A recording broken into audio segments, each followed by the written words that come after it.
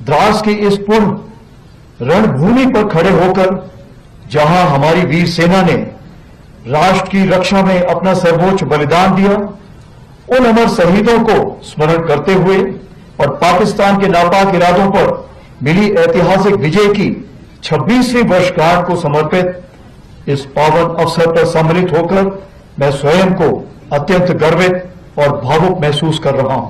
2 बार northern command army commander की हैसियत से और 2 बार थल सेना अध्यक्ष के रूप में आज इस पावन अवसर पर कारगिल युद्ध के वीरों के माता पिता, वीर नारियों और सभी परिवारजनों का दिल से आभार व्यक्त करता हूं।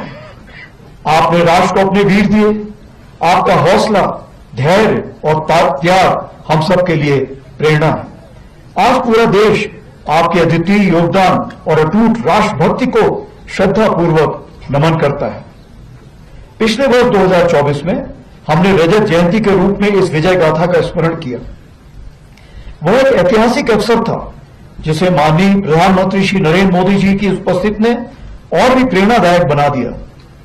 उस दिन शिंकुला टनल के निर्माण कार्य का भी शुभारंभ हुआ। इस वर्ष भी हमारे माननीय केंद्रीय मंत्रीगण, लेफ्टिनेंट गवर्नर साहब और हमारे सीओ साहब यहां पर उपस्थित होकर हमारे शहीदों को नमन करने आए।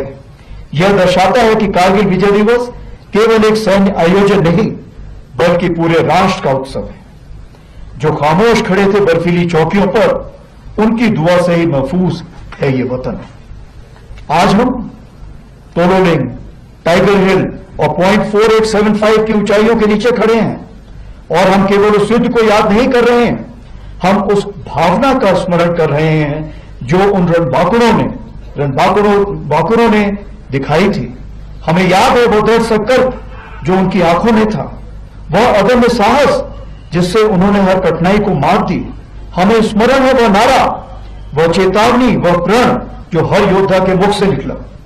हमें श्रद्धापूर्वक नमन करते हैं उन बहादुर नायकों को जिन्होंने मृत्यु को गले लगाया ताकि हम गरिमा के साथ चैन की जिंदगी जी सके। साल 1999 में भारतीय सेना ने ऑपरेशन विजय के अंतर्गत कारगिल की ऊंचाइयों पर एक अद्वितीय विजय प्राप्त की थी।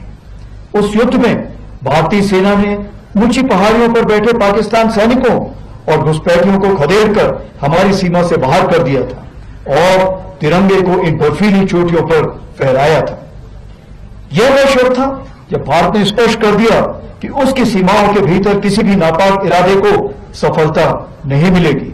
भारत की एकता और अखंडता पर कोई आंच नहीं आने दी जाएगी। इसी परंपरा को आगे बढ़ाते हुए ऑपरेशन सिंदूर के दौरान भी भारतीय सेना ने उसी अदम्य साहस और दृढ़ संकल्प के साथ पाकिस्तान से समर्थित टेररिस्ट इंफ्रास्ट्रक्चर को निशाना बनाया और पाकिस्तान की अन्य आक्रामक कार्रवाइयों को प्रभावशाली ढंग से विफल करते हुए एक निर्णायक जीत हासिल की।